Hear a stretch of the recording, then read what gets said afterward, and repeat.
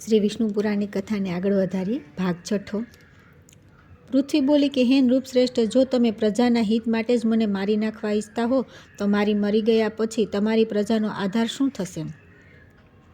પૃથુએ કહ્યું કે અરે વસુધે, મારી આજ્ઞાનું ઉલ્લંઘન કરનારી તને મારીને હું યોગબળથી જ આ પ્રજાને ધારણ કરીશ. શ્રી પરાશરજી બોલ્યા. ત્યારે અતિ ભયભીત અને ધ્રુજી રહેલી પૃથ્વીએ તે પૃથ્વીપતિને ફરી પ્રણામ કરીને કહ્યું કે પૃથ્વી બોલી કે હે રાજન, યત્નપૂર્વક આરંભેલા બધા કામ સિદ્ધ થઈ જાય છે, તેથી હું પણ તમને એક ઉપાય બતાવું છું. જો તમારી ઈચ્છા હોય તો તેવું જ કરો. હે નરનાથ, મેં જે સઘળી ઔષધિઓને પચાવી નાખી છે તે બધીને જો હું તમારી ઈચ્છા હોય તો દૂધના રૂપમાં આપી શકું છું. તેથી હે ધર્માત્માઓમાં શ્રેષ્ઠ મહારાજ, તમે પ્રજાના હિત માટે કોઈ એવું વાછડું બનાવો કે જેથી વાત્સલ્યવશ હું તે ઔષધિઓને દૂધ રૂપે આપી શકું, અને મને તમે સર્વત્ર સમતળ કરી દો, જેથી હું ઉત્તમોત્તમ ઔષધિઓના બીજ રૂપે દૂધને સર્વત્ર ઉત્પન્ન કરી શકું. શ્રી પરાશરજી બોલ્યા કે ત્યારે મહારાજ પૃથુએ પોતાના ધનુષ્યની કમાનના છેવાડેથી સેંકડો હજારો પર્વતોને ઉખાડ્યા અને તે બધાને એક સ્થાને એકત્ર કરી દીધા. આ પહેલાં પૃથ્વી સમતળ ન હોવાથી શહેર, ગામ વગેરેનો કોઈ નિયમિત વિભાગ નહોતો. હે મૈત્રેય, તે સમયે અન્ન, ગૌરક્ષા, કૃષિ અને વેપારનો પણ કોઈ ક્રમ નહોતો. આ બધું તો વેનપુત્ર પૃથુના સમયથી શરૂ થયું. હે દ્વિજોત્તમ, જ્યાં જ્યાં ભૂમિ સમતળ હતી ત્યાં ત્યાં પ્રજાએ વસવાટ કરવાનું પસંદ કર્યું. તે સમય સુધી પ્રજાનો આહાર માત્ર ફળ, મૂળ વગેરે જ હતો.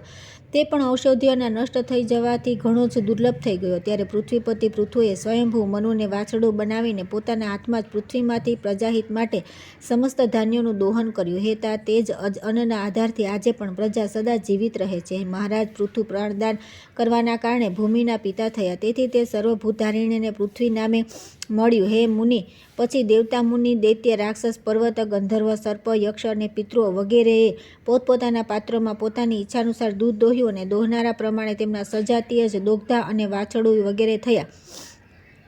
તેથી જ ભગવાન વિષ્ણુના ચરણોમાંથી પ્રગટ થયેલી આ પૃથ્વી સૌને જન્મ આપનારી, નિર્માતા તથા ધારણોને પોષણ કરનારી છે. આ પ્રમાણે પૂર્વકાળમાં વેનના પુત્ર મહારાજ પૃથુ આવા પ્રભાવશાળી અને પરાક્રમી થયા. પ્રજાનું રંજન કરવાના કારણે તેઓ રાજા કહેવાયા. જે મનુષ્ય મહારાજના પૃથુના આ ચરિત્રનું કીર્તન કરે છે તેને કોઈ પણ દુષ્કર્મ ફળ આપતું નથી.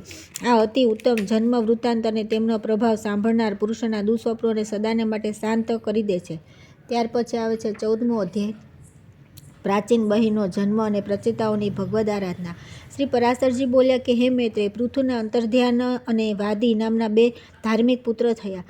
તેમનામાંથી અંતર્ધ્યાનથી તેની પત્ની શિખંડીને હવિર્ધાનને જન્મ આપ્યો. હવિર્ધાનથી અગ્નિકુલિની ધિષણાએ પ્રાચીન બહી, શુક્ર, ગય, કૃષ્ણ, વ્રજ અને અજીન આ 6 પુત્રોને જન્મ આપ્યો. હે મહાભાગ, હવિર્ધાનથી ઉત્પન્ન થયેલા ભગવાન પ્રાચીનબાહી એક મહાન પ્રજાપતિ હતા, જેમણે યજ્ઞો દ્વારા પોતાની પ્રજાની ઘણી વૃદ્ધિ કરી.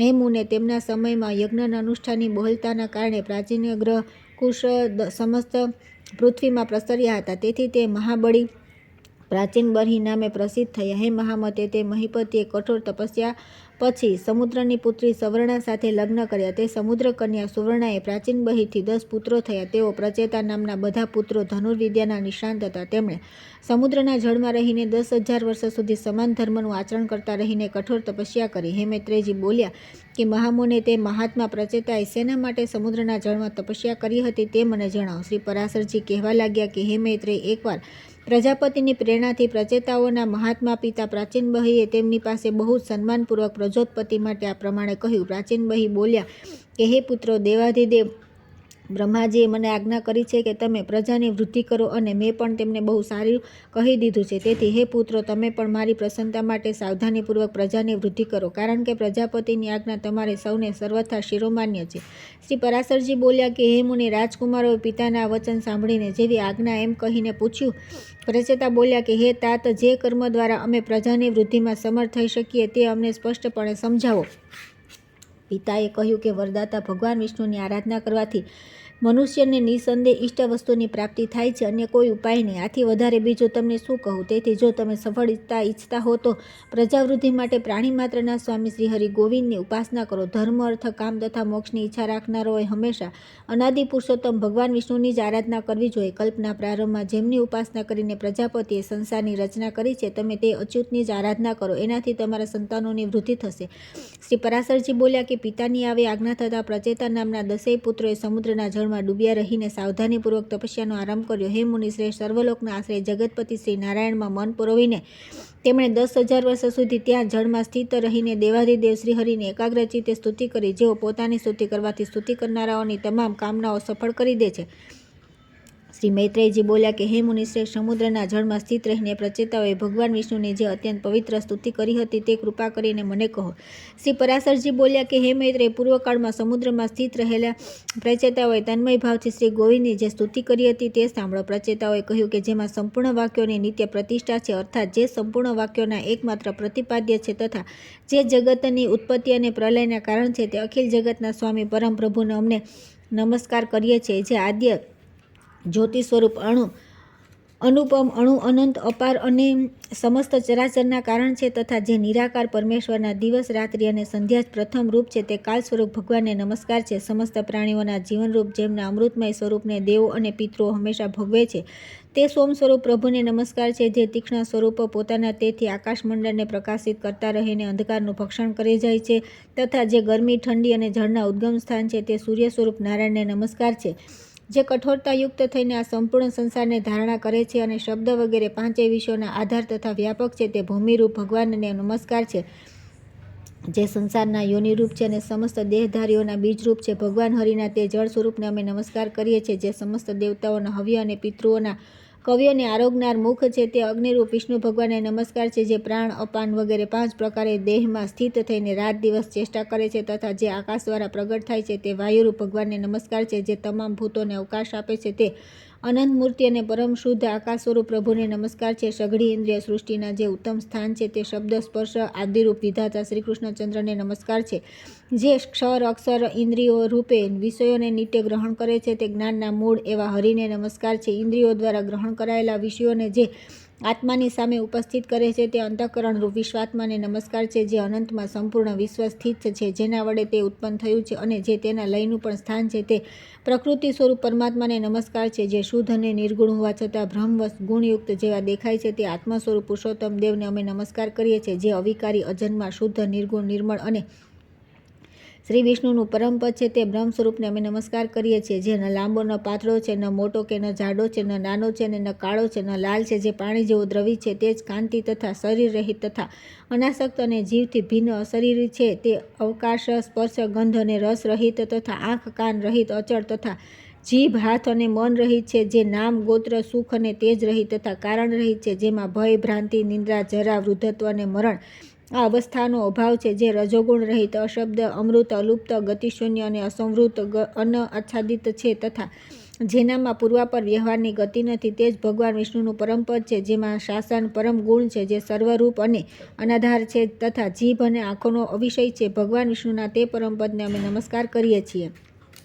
શ્રી પરાશરજી બોલ્યા કે આ પ્રમાણે વિષ્ણુ ભગવાનમાં સમાધિસ્થ થઈને પ્રચેતાઓએ મહાસાગરમાં રહીને તેમની સ્તુતિ કરતા રહીને 10,000 વર્ષ સુધી તપસ્યા કરી. ત્યારે ભગવાન શ્રીહરિએ પ્રસન્ન થઈને તેમને ખીલેલા નીલકમળ જેવી આભાયુક્ત દિવ્ય છબીથી જળની અંદર જ દર્શન આપ્યા. પ્રચેતાઓએ પક્ષીરાજ ગરુડ પર આરૂઢ શ્રીહરિને જોઈને તેમણે ભક્તિભાવના ભારથી નમેલા મસ્તકોથી પ્રણામ કર્યા. ત્યારે ભગવાને તેમને કહ્યું કે હું તમારા પર પ્રસન્ન થઈ તમને વરદાન આપવા માટે આવ્યો છું. તમે પોતાનું અભિષ્ટ વરદાન માગો. ત્યારે પ્રચેતાઓએ વરદાયક શ્રીહરિને પ્રણામ કરીને જે રીતે તેમના પિતાએ તેમને પ્રજાવૃદ્ધિની આજ્ઞા આપી હતી તે સર્વે ભગવાનને કહ્યું. ત્યાર પછી ભગવાન તેમને અભિષ્ટ વરદાન આપીને અંતર્ધ્યાન થઈ ગયા અને તે બધા જળમાંથી બહાર નીકળી આવ્યા. ત્યાર પછી આવે છે 15મો અધ્યાય. પ્રચેતાઓના મારીશા નામની કન્યા સાથે લગ્ન, દક્ષ પ્રજાપતિની ઉત્પત્તિ તથા દક્ષની 8 કન્યાઓના વંશનું વર્ણન.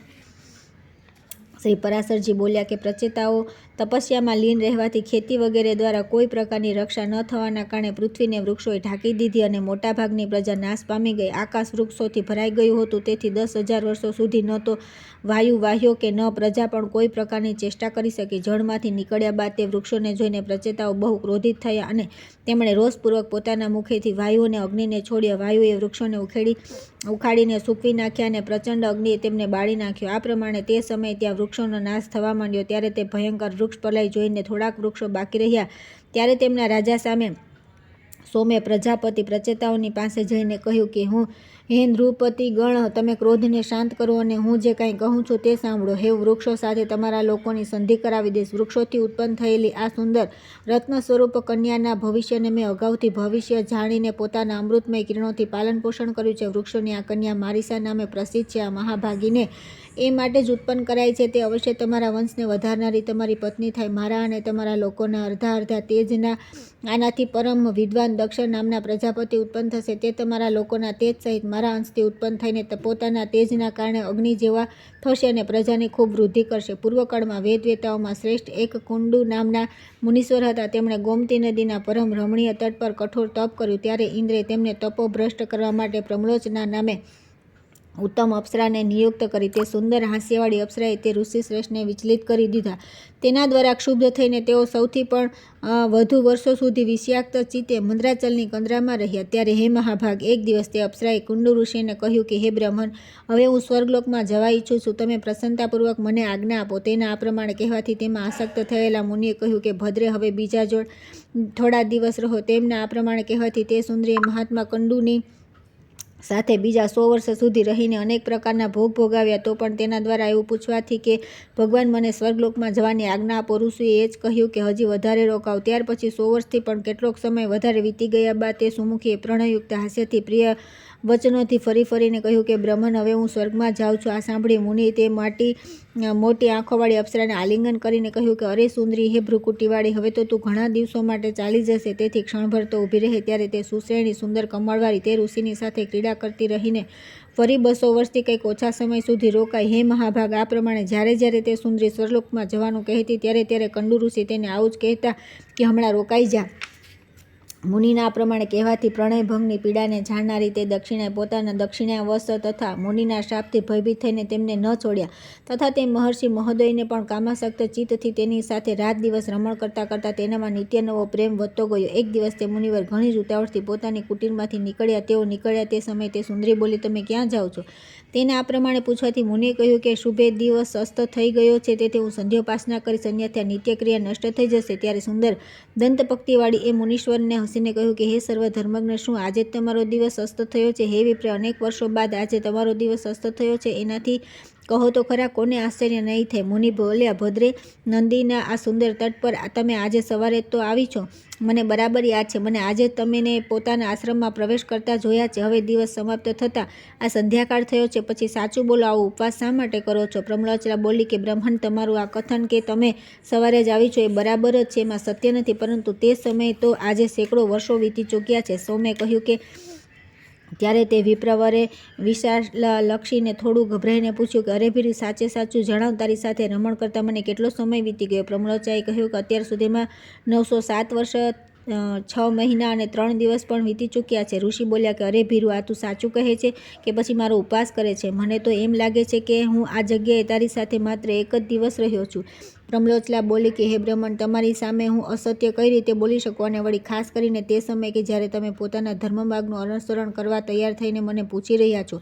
સોમે કહ્યું કે હે રાજકુમારો, તેના આ સત્ય વચન સાંભળીને મુનિએ મને ધિક્કાર છે, મને ધિક્કાર છે એવું કહી પોતાના ઘણું ખોટું કરવું કહ્યું. મુનિ બોલ્યા કે અહો, મારું તપ નષ્ટ થઈ ગયું. જે બ્રહ્મજ્ઞાનીઓનું ધન હતું તે લૂંટાઈ ગયું અને વિવેક બુદ્ધિ નષ્ટ થઈ ગઈ. અહો, સ્ત્રીને તો કોઈને મોહ ઉપજાવવા માટે જ રચી છે. મારે મારા મનને જીતીને 6 ઉર્મિઓથી અતીત પરબ્રહ્મને જાણવા જોઈએ, જેણે મારી આ પ્રકારની બુદ્ધિને નષ્ટ કરી દીધી છે. તે કામરૂપી મહાગ્રહને ધિક્કાર છે. નરકના માર્ગરૂપી આ સ્ત્રીના સંગથી વેદજ્ઞાતા ભગવાનની પ્રાપ્તિના કારણરૂપી મારા તમામ વ્રતો નષ્ટ થઈ ગયા. આ પ્રમાણે તે ધર્મજ્ઞ મુનિવરે પોતે જ પોતાની નિંદા કરતા રહીને ત્યાં બેઠેલી તે અપ્સરાને કહ્યું કે અરે પાપીણી, હવે તારી જગ્યાએ જ્યાં ઈચ્છા હોય ત્યાં ચાલી જા. તે પોતાના હાવભાવથી મને મોહિત કરીને ઇન્દ્રનું કાર્ય કર્યું તે પૂરું કરી લીધું. હું મારા ક્રોધથી પ્રજ્વલિત થયેલા અગ્નિ દ્વારા તને ભસ્મ કરતો નથી, કેમ કે સજ્જનોની મિત્રતા 7 ડગલા સાથે રહેવાથી થઈ જાય છે, અને હું તો આટલા દિવસ તારી સાથે રહી ચૂક્યો છું. અથવા એમાં તારો દોષ પણ શું છે કે હું તારા પર ક્રોધ કરું? દોષ તો બધો મારો જ છે, કારણ કે હું અત્યંત અજિતેન્દ્રિય છું. તું મહામોહનો ખજાનો અને અત્યંત નિંદનીય છે. હાય, તે ઇન્દ્રના સ્વાર્થ માટે મારી તપસ્યા નષ્ટ કરી નાખી, તને ધિક્કાર છે. સોમે કહ્યું કે તે બ્રહ્મર્ષિ સુંદરીને જ્યાં સુધી આ પ્રમાણે કહેતા રહ્યા ત્યાં સુધી તે ભયના લીધે પરસેવાથી રેપઝેપ થઈને ધ્રુજતી રહી. આ પ્રમાણે જેનું સંપૂર્ણ શરીર પરસેવાથી નીતરતું હતું અને જે ભયથી ધ્રુજી રહી હતી તેવી તે પ્રમ્લોચાએ મુનિશ્રેષ્ઠ કંડુએ ક્રોધપૂર્વક કહ્યું કે અરે તું ચાલી જા. વારંવાર આ પ્રમાણે તિરસ્કાર કરવાથી તે અપ્સરા આશ્રમમાંથી નીકળીને આકાશમાર્ગે જતાં જતાં તેણે પોતાના પસીનો વૃક્ષોના પાંદડાથી લૂછ્યો. તે બાળા વૃક્ષોના નવા લાલ લાલ પાંદડા સાથે પોતાના પરસેવાથી નીતરતા શરીરને લૂંટતી રહીને એક વૃક્ષથી બીજા વૃક્ષ પર પસાર થતી હતી. તે સમયે ઋષિએ તેના શરીરમાં જે ગર્ભ સ્થાપિત કર્યો તે પણ રોમાંસથી નીકળેલા પરસેવા રૂપે તેના શરીરમાંથી બહાર નીકળી આવ્યો. તે ગર્ભએ વૃક્ષોએ ગ્રહણ કરી લીધો, તેને વાયુ એકત્રિત કરી દીધો અને હું મારા કિરણોથી તેનું પોષણ કરવા લાગ્યો. એના કારણે તે ગર્ભ ધીરે ધીરે વૃદ્ધિ પામ્યો. વૃક્ષના અગ્રભાગથી ઉત્પન્ન થયેલી તે મરીષા નામની સુંદર મુખવાળી કન્યા તમને વૃક્ષો સમર્પિત કરશે. તેથી હવે આ ક્રોધ શાંત કરો. આ પ્રમાણે વૃક્ષોથી ઉત્પન્ન થયેલી તે કન્યા પ્રમ્લોચલા પુત્રી છે તથા કુંડુ મુનિની મારી અને વાયુની પણ પુત્રી છે. શ્રી પરાશરજી બોલ્યા કે હે મિત્રે, ત્યારે આમ વિચારીને કે પ્રચેતાઓ યોગભ્રષ્ટ કન્યા હોવાથી મરીષાને વરવા યોગ્ય ન માને એમ સમજીને સોમદેવે કહ્યું કે સાધુ શ્રેષ્ઠ ભગવાન કંડુ પણ તપ ક્ષીણ થઈ જવાથી પુરુષોત્તમ ક્ષેત્ર નામના ભગવાન વિષ્ણુના નિવાસસ્થાને ગયા અને હે રાજપુત્ર, ત્યાં તે મહાયોગી એકનિષ્ઠ થઈને એકાગ્ર ચિત્તે બ્રહ્મપાર મંત્રનો જપ કરતાં કરતાં ઊંચા હાથ રાખીને શ્રી વિષ્ણુ ભગવાનની આરાધના કરવા માંડ્યા. પ્રચેતાઓ બોલ્યા કે અમે કંડુ મુનિનું બ્રહ્મપાર નામનું પરમ સ્તોત્ર સાંભળવા ઈચ્છીએ છીએ, જેનો જપ કરતાં કરતાં તેમણે શ્રી કેશવની આરાધના કરી હતી. સોમે કહ્યું કે હે રાજકુમારો, તે મંત્ર આ પ્રમાણે છે. શ્રી વિષ્ણુ ભગવાન સંસાર માર્ગનો અંતિમ સમય છે. એમનો પાર પામવો કઠણ છે. તે પર આકાશ વગેરેથી પણ પર અર્થાત અનંત છે. તેથી સત્ય સ્વરૂપ છે. તપોનિષ્ઠ મહાત્માઓને જ તે પ્રાપ્ત થઈ શકે છે, કેમ કે તે પર અનાત્મા પ્રપંચથી પર છે તથા ઇન્દ્રિયોથી અગોચર પરમાત્મા છે અને ભક્તોના પાલક અને એમના અભિષ્ટને પૂર્ણ કરનારા છે. તે કારણ પંચ તન્માત્રાના કારણ તામસ અહંકાર અને એના પણ કારણ મહતત્વના કારણ પ્રધાનના પણ પરમ કારણ છે. અને આ પ્રમાણે સમસ્ત કર્તા અને કર્મ વગેરે સહિત ક્રિયારૂપે સ્થિત સંપૂર્ણ પ્રપંચનું પાલન કરે છે. બ્રહ્મ જ પ્રભુ છે. બ્રહ્મ સર્વ જીવરૂપ છે અને બ્રહ્મ જ સર્વ પ્રજાના સ્વામી તથા અવિનાશી છે. તે બ્રહ્મ અવ્યય નિત્ય અને અજન્મા છે તથા તે જ ક્ષય વગેરે સમસ્ત વિકારો રહિત વિષ્ણુ છે, કારણ કે તે અક્ષર અજન્મા અને નિત્ય બ્રહ્મ જ પુરુષોત્તમ ભગવાન વિષ્ણુ છે. તેથી તેમનો નિત્ય અનુરક્ત ભક્ત હોવાથી મારા રાગ વગેરે દોષ શાંત થાવ. આ બ્રહ્મપાર નામક પરમ સ્તોત્રનો જપ કરતા રહીને શ્રી કેશવની આરાધના કરવાથી તે મુનીશ્વરે પરમ સિદ્ધિ પ્રાપ્ત કરી. જે પુરુષ આ સ્તોત્રનો દરરોજ પાઠ કરે કે સાંભળે તે કામ વગેરે સઘળા દોષોથી મુક્ત થઈને પોતાના મનોવાંછિત ફળને પ્રાપ્ત કરે છે. હવે હું તમને એ જણાવું છું કે આ મરીષા પૂર્વજન્મમાં કોણ હતી. આ જણાવી દેવાથી તમારા કાર્યનું ગૌરવ સફળ થશે, અર્થાત તમે પ્રજાવૃદ્ધિ રૂપે ફળ પ્રાપ્ત કરી શકશો.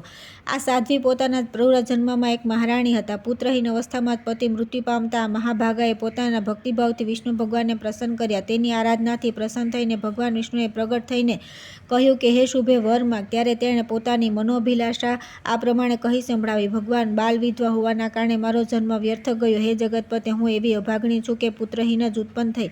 તેથી આપની કૃપાથી જન્મોજન્મ મને ઉત્તમ પતિ મળે અને પ્રજાપતિ બ્રહ્માજી જેવો પુત્ર થાય. અને હે અધોક્ષજ, આપની કૃપાથી હું પણ કુળ, શીલ, અવસ્થા, સત્ય, દાક્ષિણ્ય, કાર્યકુશળતા, શીઘ્રકારિતા, અસંવાદિતા, અવળું ન કહેવું, સત્ય, વૃદ્ધ સેવા અને કૃતજ્ઞતા વગેરે ગુણો તથા સુંદર રૂપ સંપત્તિથી સંપન્ન અને સૌને પ્રિય લાગનારી અયોનિજા માતાના ગર્ભથી જન્મ લીધા વિના જ ઉત્પન્ન થાવ. સોમ બોલ્યા કે તેને આ પ્રમાણે કહેવાથી વરદાયક પરમેશ્વર દેવાધિદેવ ઋષિકેશે પ્રણામ કરવા નમેલી તે બાળાને ઉઠાવીને કહ્યું. ભગવાન બોલ્યા કે તારા એક જ જન્મમાં ઘણા પરાક્રમી અને વિખ્યાત કર્મવીર 10 પતિ થશે. અને હે શોભને, તે સમયે તને પ્રજાપતિ જેવો એક મહાપરાક્રમી અને અત્યંત બળવાન પુત્ર પણ પ્રાપ્ત થશે. તે આ સંસારમાં કેટલાય વંશોને ચલાવનારો થશે અને તેના સંતાનો સંપૂર્ણ ત્રિલોકમાં પ્રસરી જશે. તથા તું મારી કૃપાથી ઉદાર, ગુણ સંપન્ન, સુશીલ અને મનુષ્યોના ચિત્તને પ્રસન્ન કરનારી અયોનિજા જ ઉત્પન્ન થઈ. હે રાજપુત્રો, તે વિશાળ નેત્રવાળી અને એમ કહીને ભગવાન અંતર્ધ્યાન થઈ ગયા અને તે જ આ મરીષાના રૂપથી ઉત્પન્ન થયેલી તમારી પત્ની છે. શ્રી પરાશરજી બોલ્યા કે ત્યારે સોમદેવના કહેવાથી પ્રચેતાઓએ પોતાનો ક્રોધ શાંત કર્યો અને તે મરીષાને વૃક્ષો પાસેથી પત્ની રૂપે ગ્રહણ કરી. તે 10 પ્રચેતાઓ થી મરીષાના મહાભાગ 10 પ્રજાપતિનો જન્મ થયો, જે પહેલા બ્રહ્માજીથી ઉત્પન્ન થયા હતા. હે મહામુતે, હે મહાભાગ દક્ષે, બ્રહ્માજીની આજ્ઞાનું પાલન કરો. સર્ગ રચના માટે ઉદ્યત થઈને પોતાની સૃષ્ટિ વધારવાને સંતાનો ઉત્પન્ન કરવા માટે નીચ, ઊંચ તથા 2 પગ અને 4 પગવાળા વગેરે અનેક પ્રકારના જીવોને પુત્ર રૂપે ઉત્પન્ન કર્યા. પ્રજાપતિ દક્ષે પ્રથમ માનસી સૃષ્ટિ કરીને પછી સ્ત્રીઓને ઉત્પન્ન કરી. તેમાંથી 10 ધર્મને અને 13 કશ્યપ ઋષિને આપી તથા કાલ પરિવર્તનમાં નિયુક્ત અશ્વિની વગેરે 27 કન્યાઓ ચંદ્રમા સાથે પ્રણાવી. તેમનાથી દેવતા, દૈત્ય, નાગ, ગાય, પક્ષી, ગંધર્વ, અપ્સરા અને દાનવ વગેરે ઉત્પન્ન થયા. હે મૈત્રેય, દક્ષના સમયથી જ મૈથુન સ્ત્રી પુરુષના સંયોગથી ઉત્પન્ન શરૂઆત થઈ. તે પહેલાં તો અત્યંત તપસ્વી પ્રાચીન સિદ્ધ પુરુષોના તપોબળથી તેમના સંકલ્પ દર્શન અથવા સ્પર્શ માત્રથી જ પ્રજા ઉત્પન્ન થઈ હતી. હે મૈત્રેયજી બોલ્યા કે મહામુનિ, મેં તો સાંભળ્યું તો કે દક્ષ પ્રજાપતિનો જન્મ બ્રહ્માજીના જમણા અંગૂઠાથી થયો હતો, તો પછી પ્રચેતાઓના પુત્ર કઈ રીતે થયા? હે બ્રહ્મન, મારા મનમાં એ મોટી શંકા છે કે સોમદેવના દોહિત્ર હોવા છતાં પણ તેઓ ફરી તેમના સસરા થયા. શ્રી પરાશરજી બોલ્યા કે હે મૈત્રેય, પ્રાણીઓની ઉત્પત્તિ અને નાશ પ્રવાહ રૂપે નિરંતર થયા કરે છે. આ સંબંધમાં ઋષિઓ તથા અન્ય દિવ્ય દ્રષ્ટિના પુરુષોને કોઈ મોહ થતો નથી. હે મુનિ શ્રેષ્ઠ, આ દક્ષ વગેરે દરેક યુગમાં થાય છે અને પાછા લીન થઈ જાય છે. એમાં વિદ્વાનોએ કોઈ પ્રકારની શંકા થતી નથી. હે દ્વિજોત્તમ, એમનામાં પહેલાં કોઈ પ્રકારની મોટાઈ કે લઘુતા પણ નહોતી. તે સમયે તપ અને પ્રભાવ જ તેમની મોટાઈનું કારણ બનતું હતું. શ્રી મૈત્રેયજી બોલ્યા કે હે બ્રહ્મન, આપ મને દાનવ, ગંધર્વ અને રાક્ષસોની ઉત્પત્તિ વિસ્તારથી સંભળાવશો.